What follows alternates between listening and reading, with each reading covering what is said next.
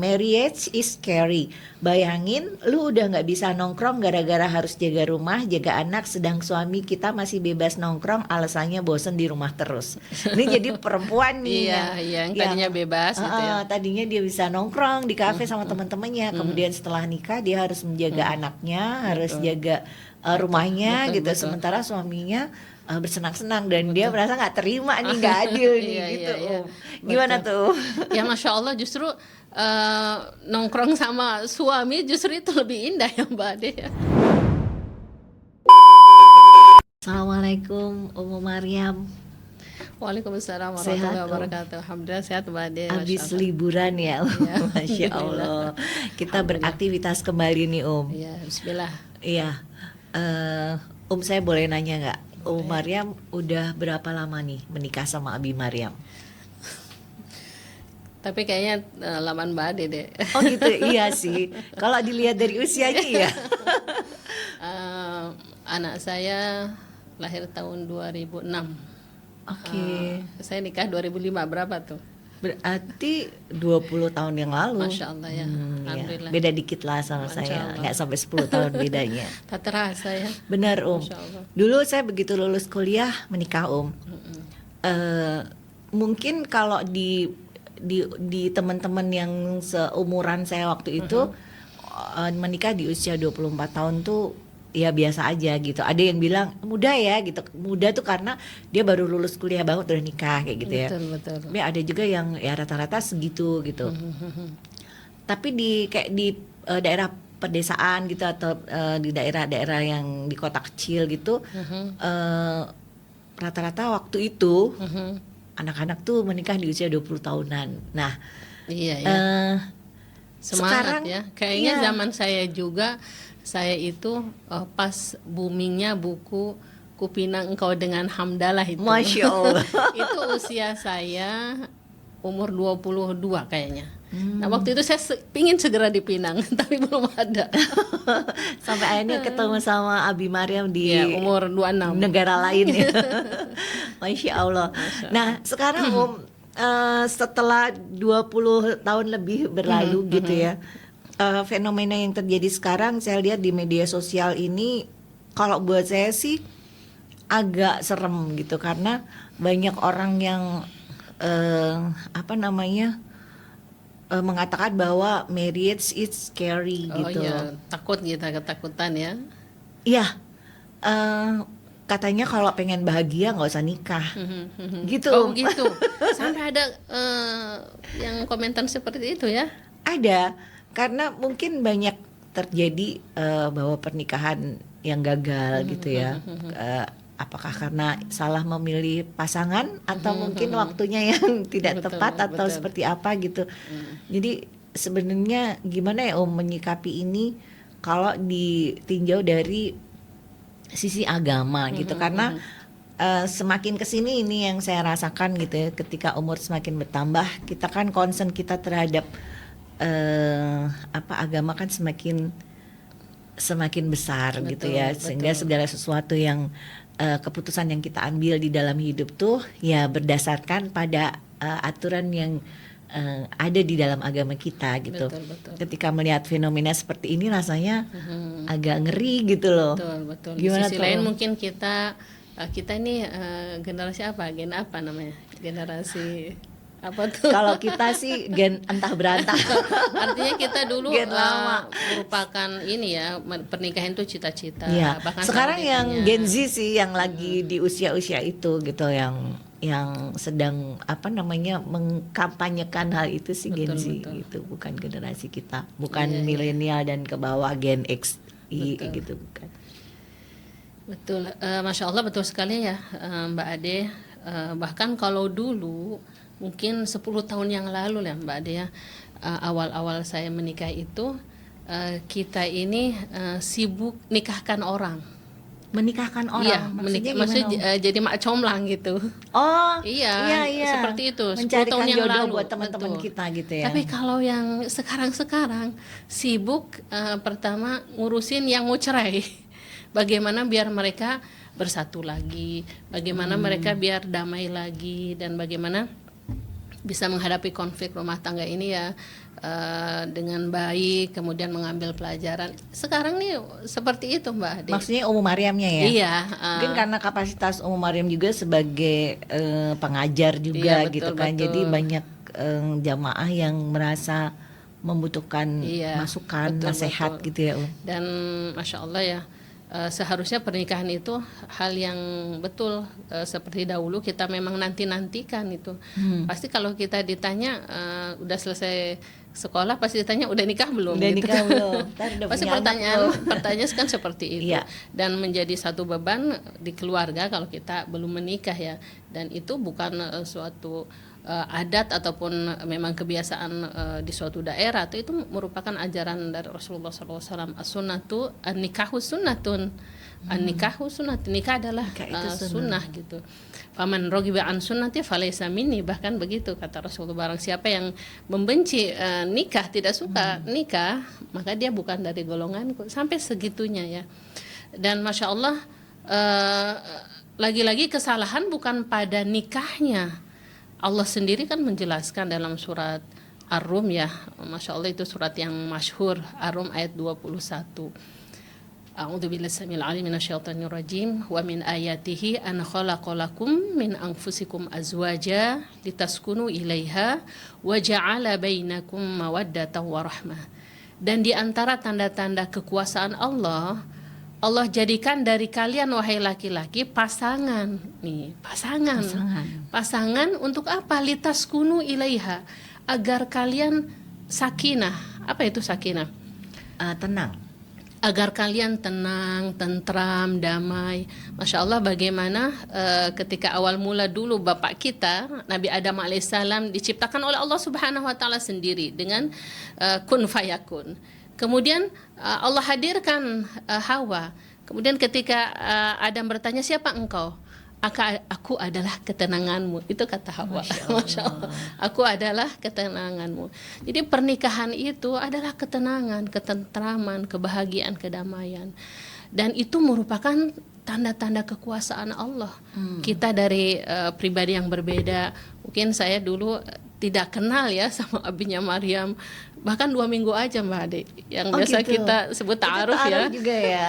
Kalau sekarang ta'aruf mungkin sudah kenal gitu ya. Kalau dulu ta'aruf tuh betul-betul tidak kenal. Mungkin seminggu ataupun 2 minggu dipertemukan, habis itu ya Masya Allah. Tapi ada ininya ya, nanti mungkin di momen lain sih kita akan bicara Mbak Ade, apa sih ta'aruf tuh, terus gimana sih langkah-langkahnya, terus bagaimana sih biar berhasil gitu, Insya Allah mungkin di pembicaraan yang lain. Nah, artinya betul-betul pernikahan itu tanda-tanda kekuasaan Allah. Bahkan wa ja'ala bainakum mawaddatan wa rahmah. Allah akan memberikan apa? Mawaddah. Apa itu mawaddah? Rasa cinta, warahmah dan kasih sayang. Itu semua dibutuhkan oleh kita. Kita sebagai makhluk yang sangat butuh kepada kasih sayang, kepada rasa dicintai, rasa dihargai, rasa dihormati, rasa dimiliki. Itu merupakan fitrahnya sebagai manusia, dan itu akan sempurna kita nikmati dalam rumah tangga. Masya Kalau Allah. sudah itu aturan Allah sih berarti berlaku untuk semua orang ya. Iya, jadi semua orang akan membutuhkan pada fitrahnya sakinah tersebut, kedamaian, ketentraman. Bahkan para ulama menafsirkan arti sakinah itu ya al-istimta' gitu, wa taladzuz. Al-istimta' itu adalah bersenang-senang. Secara biologisnya kita butuh itu loh. Wa taladzuz itu kenikmatan. Dan itu tidak dalam Islam tidak boleh dicicipi kecuali dengan nikah.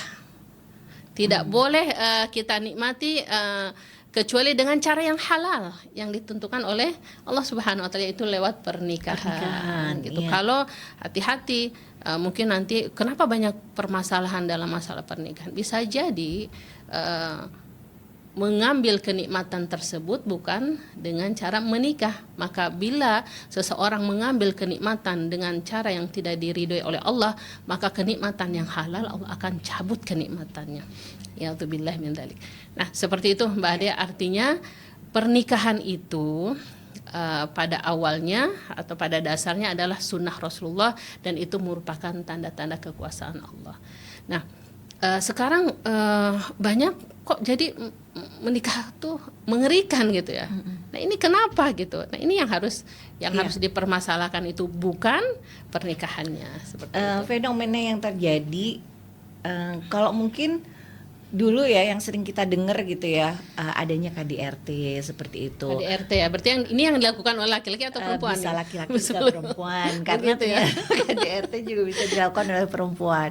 Jadi seperti KDRT atau mungkin campur tangan dari keluarga gitu, entah Betul, keluarga betul, laki-lakinya betul, atau keluarga betul. perempuannya. Kemudian mungkin rasa sakit memiliki anak, kemudian diabaikan bisa jadi gitu kan. Ketika seorang perempuan, banyak terjadi ketika seorang perempuan sudah menikah, kemudian dia mempunyai anak, Iya. kemudian dia fokus kepada keluarganya, mengasuh anaknya, kemudian menjaga suaminya. Yang terjadi dia kurang dalam mengurus dirinya sendiri, sehingga mungkin secara fisik tidak terlalu menarik lagi untuk suaminya, sehingga suaminya mencari keindahan di luar seperti Iya. itu ya. Itu yang sering terjadi gitu. Betul, Makanya betul. mungkin saya boleh bacain ya Boleh. beberapa hal yang ini Mm-mm. uh, yang Mungkin di saya sini baca di sini terkesan ini banyak perempuan atau laki-laki nih Mbak Ade? yang kalau kebanyakan sih perempuannya yang Iya. merasa dirugikan, tapi ada juga sih laki-laki, cuman sedikit Bolehlah gitu ya. kita satu-satu Kalau baca. perempuan ini dia bilang gini, marriage is scary. Bayangin lu udah nggak bisa nongkrong gara-gara harus jaga rumah, jaga anak, sedang suami kita masih bebas nongkrong, alasannya bosen di rumah terus. Ini jadi perempuan nih Iya, yang tadinya bebas gitu ya. tadinya dia bisa nongkrong di kafe sama teman-temannya, kemudian setelah nikah dia harus menjaga anaknya, harus jaga rumahnya Betul, gitu. betul. Sementara suaminya bersenang-senang, dan dia merasa nggak terima nih, nggak adil nih Iya, gitu. iya. Gimana tuh? Ya Masya Allah, justru nongkrong sama suami justru itu lebih indah ya Mbak Ade. Iya, kalau Harusnya dia nongkrongnya sama suami, ngedate-nya sama suami. bener, kalau saya sih karena udah sudah melewati fase itu ya, fase Iya. pernikahan, dulu punya anak kecil, Iya. kemudian sekarang anak-anak sudah kuliah Betul, semua, betul. sudah nggak ada di rumah dan kita hanya berdua dengan suami. Kadang-kadang kalau misalnya pas lagi nongkrong bareng suami, ketemunya sama teman-teman yang juga anak-anaknya udah nggak ada, Iya, jadi betul. mereka Seru suami jadinya istri ya. suami istri kayak gitu. Itu Jadi seru banyak ya. sih, sering gitu loh, maksudnya marriage is not scary at Eh, all. Justru menambah pergaulan ya dengan Oh. menikah, bahwa suami jadi kita lebih kenal dengan Iya. relasi suami dan sebagainya. Jadi kalau seperti itu gimana sih Om sebenarnya? Emang seterbatas itu perempuan ketika sudah menikah sehingga dia nggak boleh lagi keluar rumah gitu? Kalau Iya, pada dasarnya kita awali dengan apa sih tujuan kita menikah itu ya. Terus apa sih yang ingin dicapai oleh kita dan suami. Nah ini hal yang dari awal, bahkan sebelum pernikahan ya, kita ta'aruf itu masalah mengetahui dulu apa niat kita nikah gitu. Bahkan lebih daripada itu gitu, secara pribadi, untuk apa sih kamu hidup gitu ya. Kita sebagai seorang muslim, bahkan kita meyakini afa khalaqnakum abatha wa annakum ilaina la turja'un. Apakah kami ciptakan itu sia-sia dan kalian tidak akan kembali. Jadi secara individu kita harus tahu dulu untuk apa sih kita hidup di dunia. Sehingga ya tadi hal-hal yang kita anggap itu masalah, padahal itu bukan masalah karena itu bukan jadi tujuan kita. Mungkin suami nongkrong gitu, ya silahkan saja, tapi kan Ada batasannya. nggak boleh lama-lama gitu, Iya, karena kita ada tujuan nih. Seperti Mbak Ade melakukan suatu perjalanan, boleh nggak sih rehat dulu sebentar, Boleh, atau ya. suami mau kemana dulu? Ya justru kadang laki-laki itu, mohon maaf ya, mungkin dari segi psikolog atau apa ya.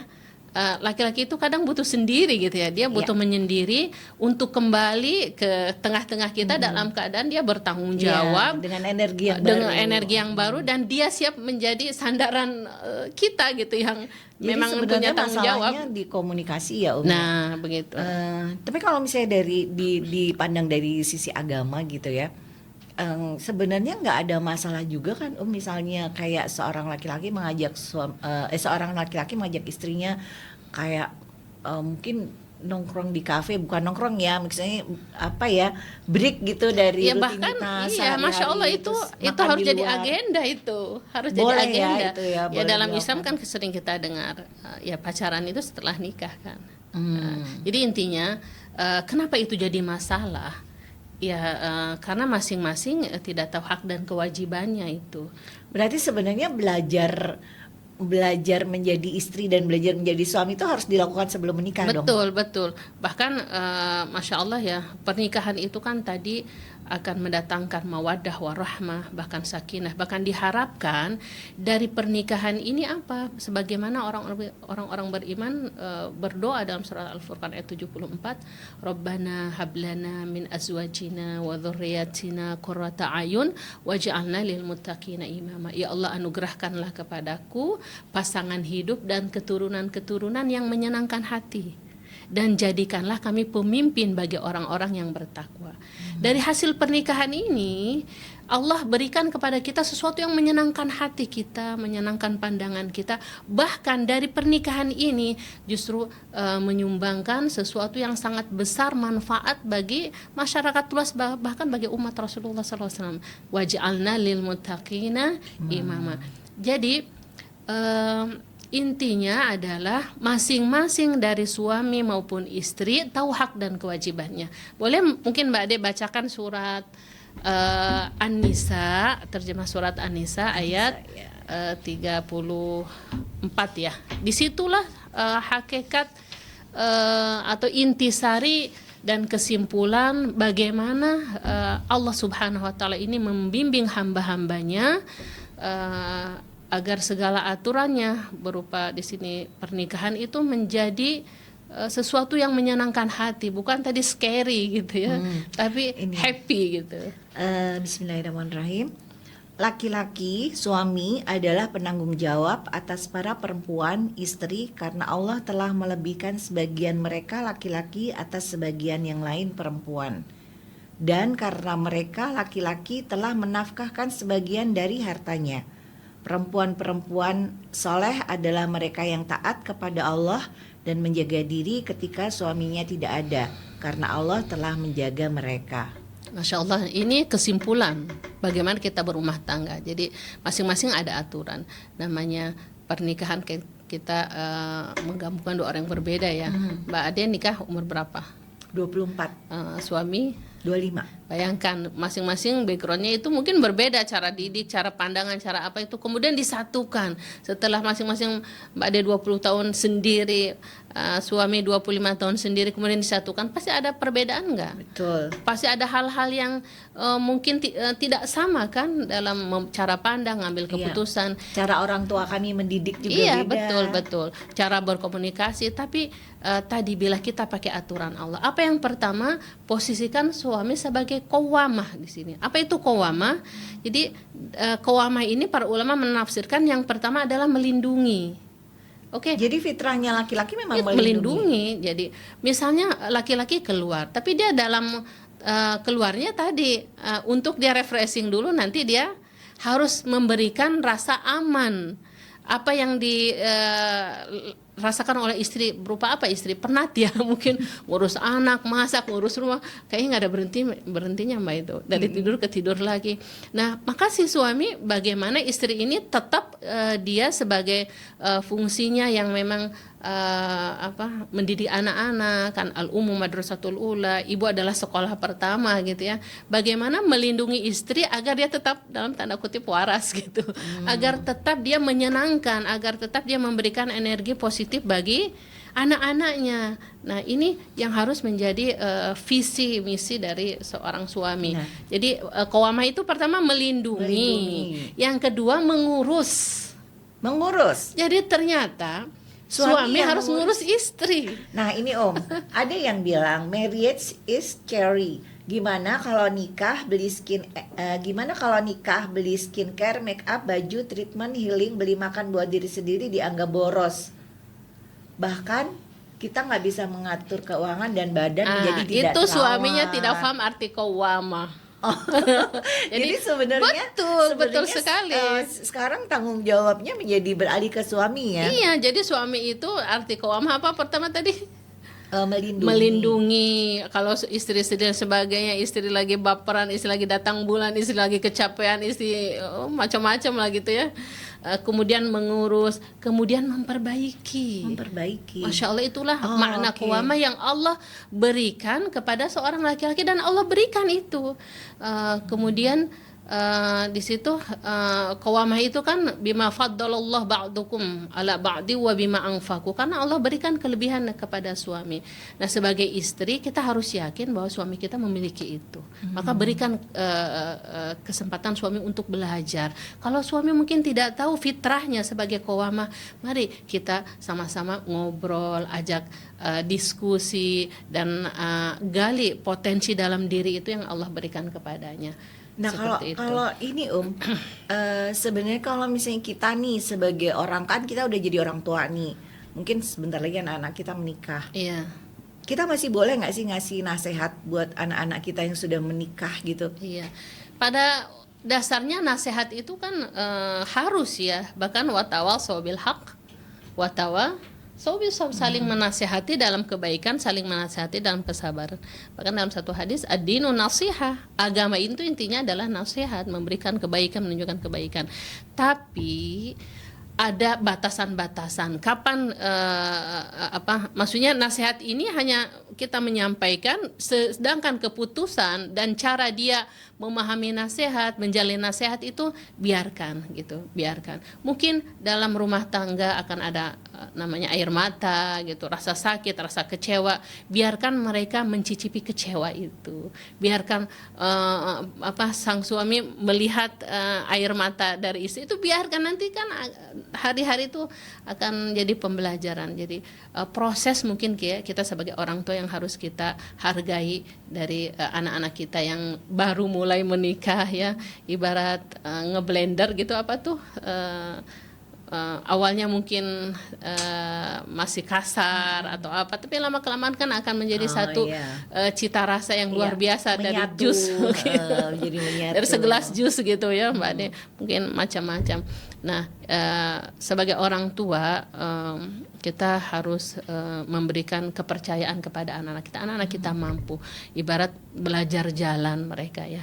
Mungkin kalau kita terus pegangin anak-anak kita agar tidak terjatuh, agar tidak terluka, bisakah dia jalan? Mungkin tidak. Dia akan selalu dipapa oleh kita. Tapi biarkan dia jalan tertatih-tatih, mungkin jatuh gitu. Biarkan, dan kita pun semangat. Apalagi dalam rumah tangga yang Masya Allah nilainya ibadah, bahkan luar biasa ya, setengah ibadah itu ada pada rumah tangga gitu. Jadi kita menasehati dengan memang mengilmui, bahkan kita persiapkan anak laki-laki kita. Kalau kita punya anak laki-laki, dia harus faham dengan karunia yang Allah berikan kepadanya berupa qawamah. Begitu juga anak perempuan kita nasihati, sesungguhnya keutamaanmu, rezekimu itu ada bagaimana kamu menjaga dirimu dan menjaga hak-hakmu kepada Allah. Jadi perempuan itu intinya kalau ingin diberikan pertolongan dalam rumah tangganya, fassolihatu qanitat hafizat lil ghaibi ma hafizallah, dalam surat An-Nisa yang tadi Mbak Ade bacakan. Wanita itu yang soleh, itu yang taat kepada Allah, menjaga hak-hak Allah dan taat kepada suaminya. Insya Allah kalau tadi suami sebagai qawamah, istri sebagai solehat, apapun tadi yang kita khawatirkan ya Mbak, untuk anak-anak kita mungkin menghadapi masalah ekonomi, menghadapi masalah apa tuh, ego masing-masing, masalah mungkin dari luar, permasalahan dari yang lainnya. Tapi kalau sama-sama dekat dengan Allah, menjalankan fungsinya, kembali kepada apa sih sebenarnya kewajiban sebagai suami, apa sih kewajiban sebagai istri, insya Allah hak-haknya pun akan Allah berikan, insya Allah. Ada juga yang mengatakan bahwa banyak dari ibu mertua yang sebenarnya dia tidak siap untuk menjadi seorang ibu mertua gitu, karena dia tidak mau kehilangan anak laki-lakinya. Betul. Gimana tuh? Iya. Kan berarti kita juga harus belajar nih, karena apalagi kayak misalnya kita punya anak terutama laki-laki gitu ya. Betul. Terus mungkin ketika anak laki-lakinya sudah mulai kerja, kemudian dia kadang-kadang misalnya ngirim gitu ya, ngasih ke kita, terus suatu saat dia menikah dan dia harus fokus dengan keluarganya gitu. Betul. Dan kita merasa kehilangan sehingga kayak ada perasaan ingin intervensi nih kayak gitu. Tuh sebenarnya gimana tuh Om? Ya Masya Allah ya. Jadi bahkan kita harus siap jauh-jauh hari ya ketika anak kita mungkin belum lahir, kita harus persiapan anak kita ini apakah dia memang hanya untuk bermanfaat untuk kita atau dia kita persembahkan untuk umat Rasulullah SAW. Jadi jangan sampai kita ibaratnya mengamputasi gitu, mengamputasi kemampuan ataupun tugas anak lelaki kita. Tadi kan kita sama-sama berdoa, Rabbana hablana min azwajina wa dzurriyyatina qurrata a'yun waj'alna lil muttaqina imama. Jadikanlah keturunan kami ini muttaqin imama, pemimpin bagi orang bertakwa. Berarti kita persiapkan anak laki-laki kita bukan hanya milik kita, tapi kita sebenarnya kita harus pahami bahwa kita memang harus mempersiapkan anak laki-laki maupun perempuan kita sebagai pemimpin. Seperti halnya dulu orang tua mereka mempersiapkan suami kita atau istri kita untuk menjadi pemimpin di masa sekarang gitu. Dan hati-hati ya kita sebagai orang tua kalau kita mengharapkan kepada anak kita gitu. Maka kita harus mengharapkan semua kepada Allah Subhanahu wa taala gitu. Dan kalau kita berniat anak kita menjadi anak yang baik dalam rumah tangganya, kemudian juga bermanfaat untuk orang lain, tentu Allah tidak akan menyia-nyiakan hak-hak kita nanti di masa tua seperti itu ya. Dan Allah akan melindungi orang-orang yang soleh, wa huwa yatawallas sholihin, dan kata Allah begitu. Jadi untuk mertua nih kita kan kita bentar lagi anak-anak kita menikah ya Mbak Ade. Ya ngapain takut gitu, rezeki kita dari dulu adalah Allah yang memberikan gitu. Dan bahkan kalau sampai anak-anak kita terus ikut campur di dalamnya, kapan anak kita akan dewasa. Begitu juga kalau misalnya kita nih sebagai menantu ya Mbak Ade ya, sebagai menantu bagaimana kita kepada mertua, hati-hati. Kita nanti akan merasakan bagaimana kita menjadi seorang ibu yang kehilangan, ibarat dalam tanda kutip ya kehilangan. Maka kita pun tidak boleh kasar merebut gitu ya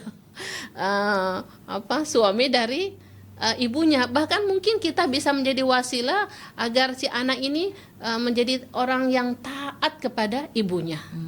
Saya pernah dengar seseorang bijak yang mengatakan bahwa ketika kita membantu suami kita untuk berbakti pada ibunya, sejatinya kita sedang mengajari anak kita bagaimana memperlakukan kita kelak. Betul sekali. Jadi gini, ingin kita mendapati anak-anak kita taat kepada kita. Jadi kebahagiaan seorang ibu atau sebagai orang tua itu taat. Nah ini Mbak Ade, tidak bisa kita dapati birrul walidain orang tua anak-anak kita kalau kita tidak melakukan birrul walidain kepada orang tua kita, termasuk kepada mertua kita, seperti itu ya. Jadi justru mertua ini jadi jalan kita untuk mendapatkan keberkahan. Maka bila misalnya mertua sifatnya kita temukan mertua kita ini agak cemburuan ke kita, udah di depan beliau dahulukan selalu orang tua, dahulukan selalu mertua kita. Insya Allah kita akan mendapatkan kebaikan-kebaikan yang luar biasa dibanding kita rebutan dengan orang tua kayak rebutan suami gitu. Seperti itu ya. Jadi dengan mertua adalah posisikan mertua sebagai memang ibunya, dan bagaimana nanti anak kita pun akan mendahulukan diri kita ya, seperti itu. Masya Allah, kan ada satu cerita ya Mbak Ade, ketika ada 3 orang yang berjalan kemudian berteduh di gua, kemudian guanya runtuh kan, dan pintunya tertutup. Salah satu yang bisa membuka pintu gua adalah ketika dari salah satu dari mereka berdoa, laki-laki nih berdoa, ya Allah, aku punya amalan, semoga dengan amalan ini engkau bukakan pintu gua ini. Mbak Ade ingat amalannya apa itu? Salah satunya yang berhubungan dengan orang tua? Yang dia susu itu ya, Om. Iya, Dia Masya Allah. menyediakan susu untuk Iya, orang dia tuanya. tiap pagi itu memerah susu. Dan perahan susu pertama tentu yang paling lezat ya.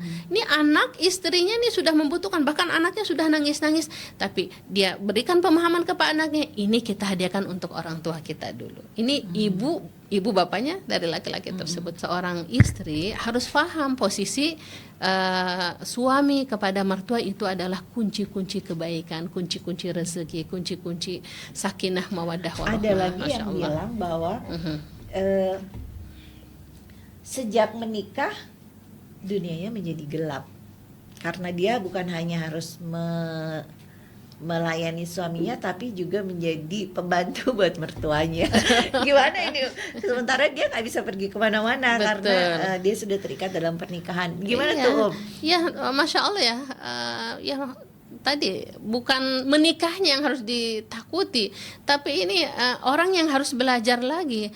Rasulullah mengatakan khairukum li ahlikum wa ana khairu li ahli. Sebaik-baiknya kalian adalah yang terbaik untuk keluarganya. Jadi si sang suami apakah dia menjadi terbaik nggak sudah tadi mengurus, melindungi, melayani. Bahkan na'udzubillah kalau tadi seperti tadi jadi gelap berarti dia telah berbuat zolim. Dan inilah amanah yang kelak mungkin akan dimintai pertanggungjawaban ya sebagai seorang laki-laki. Jadi bukan pernikahannya, tapi tadi laki-lakinya harus belajar lagi, suaminya harus belajar Berarti lagi. dengan siapa kita menikah Iya. itu penting juga ya. Bahkan Masya Allah nih, mungkin ini cerita ini masyhur ya, Umar bin Khattab yang ketika harus sabar menghadapi istrinya kan, harus sabar menghadapi istrinya. Masya Allah. Karena kenapa Umar bin Khattab bersabar? Karena istri tadi mengurus pakaiannya, mengurus anak-anaknya, mengurus kebutuhannya, mengurus makanannya, maka dia harus bersabar. Saking tahu, oh istri ini punya tanggung jawab atau dia melakukan hal-hal yang terbaik di rumahnya sehingga mendapatkan perlakuan yang istimewa. Padahal Umar bisa saja marah gitu ya, tapi dia bersabar, menenangkan istrinya, bersabar mendengarkan cerewet istri yang menumpahkan rasa gelisah. Nah ini adalah kewajiban suami. Bahkan Masya Allah sang suami itu atau suami itu ya ketika istri merasa gelap ataupun apa, berarti ya salah dia posisinya, berarti dia telah menelantarkan. Berarti tidak ada cahaya di rumah itu. Iya betul, Masya Allah. Intinya sih segala ketakutan ini akan pergi. Pertama bila dengan ilmu. Bila ada ilmu semua. Jadi sang suami terus belajar, istri juga terus belajar. Kita sebagai orang tuh juga terus belajar apa sih posisi kita, seperti itu. Yang kedua, watazawwadu, berbekalah dalam rumah tangga, kita harus berbekal. Apa bekal itu? At-taqwa. Watazawwadu fa inna khairaz zadi taqwa. Boleh Mbak bacakan dalam surat An-Nur ayat An-Nur ya. Ayat 35 ya. Intinya kesimpulannya pernikahan ini adalah tanda-tanda kekuasaan Allah kan. Nah, bagaimana agar kita mendapatkan terus bimbingan Allah, anugerah dari Allah, bahkan mukjizat-mukjizat dari Allah ya lewat pernikahan itu. Boleh dibaca. Ayat 35 atau Ya. 35 ya, Om. Boleh dari 36 ya aja ya. Yang Allah memberi cahaya kepada langit dan bumi ini. Ya, di bawahnya 36. 36. Cahaya itu ada di rumah-rumah yang telah Allah perintahkan untuk dimuliakan dan disebut di dalamnya namanya. Di dalamnya senantiasa bertasbih kepadanya pada waktu pagi dan petang. Ya. Jadi dalam rumah itu ada cahaya Allah. Ketika Allah Subhanahu wa taala ikat suami istri atau laki-laki dan perempuan dalam bahtera rumah tangga, itu ada cahaya Allah titipkan. Tapi hati-hati itu akan lenyap cahaya itu, jadi gelap. Hati-hati Berarti itu. yang tadi dibilang dunianya jadi gelap karena Bisa jadi kehilangan cahaya, dia ya? dia kehilangan cahaya ini. Kenapa bisa kehilangan cahaya? Pertama, suaminya nggak ke masjid. Bisa jadi. Yang kedua, suaminya lalai, dia sibuk kerja dan lupa berzikir kepada Allah. Yang ketiga, dalam keluarga sama-sama tidak mengingatkan tujuan hidup kita, di mana sih perjalanan akhir hidup kita, kemana sih? Kan ingin selamat dari api neraka dan masuk surga sekeluarga. Yuhalladzina amanu qu anfusakum wa ahlikum nar. Ini harus terus diingatkan dalam rumah tangga ini. Dan yang keempat, ingat dari sebagian rezeki yang dalam rumah tangga itu ada hak orang lain, maka ingatkan istri untuk kepada suami agar senantiasa mengeluarkan sebagian rezeki yang Allah berikan kepada mereka. Masya Allah, inilah jadi dalam surat An-Nur ini, hati-hati dengan pemadam cahaya Allah. Lupa ke masjid, lupa berzikir, lupa akhirat, lupa bayar zakat, lupa membersihkan hartanya. Orang-orang yang tidak dilalaikan oleh perniagaan dan jual beli dari mengingat Allah, melaksanakan sholat dan menunaikan zakat. Mereka takut kepada hari ketika hati dan penglihatan menjadi guncang hari kiamat. Masya Allah. Bahkan gambaran gelapnya rumah tangga, mungkin Mbak Ade boleh dibaca di ayat selanjutnya. Mereka melakukan itu agar Allah memberi balasan kepada mereka yang lebih baik daripada apa yang telah mereka kerjakan, dan agar Allah menambah karunia-Nya kepada mereka. Jadi kalau kita menjaga tuh Mbak Ade, laki-laki pergi ke masjid, istri rajin berzikir di rumah, kemudian sama-sama mengingatkan akhirat, mengeluarkan zakat, insya Allah Allah akan berikan cahaya di dalam rumah. Jadi sesimpel itu ya Om. Simpel itu. Intinya simpel. Luar biasa. Tapi kadang banyak yang meninggalkannya. Sibuk aktivitas, istri ngurus rumah, suami bekerja dan lupa istri ada hak-hak Allah, dia untuk sholat tepat waktu, untuk mengaji tilawah, kemudian suami lupa dia untuk pergi ke masjid karena sibuk dan sebagainya. Bahkan kalau kita tinggalkan itu semua, di ayat yang selanjutnya boleh Mbak Ade baca. Orang-orang yang kufur ini Om. Orang-orang yang kufur, amal perbuatan mereka seperti fata morgana di tanah yang datar. Orang-orang yang dahaga menyangkanya air, hingga apabila ia mendatanginya, ia tidak menjumpai apapun.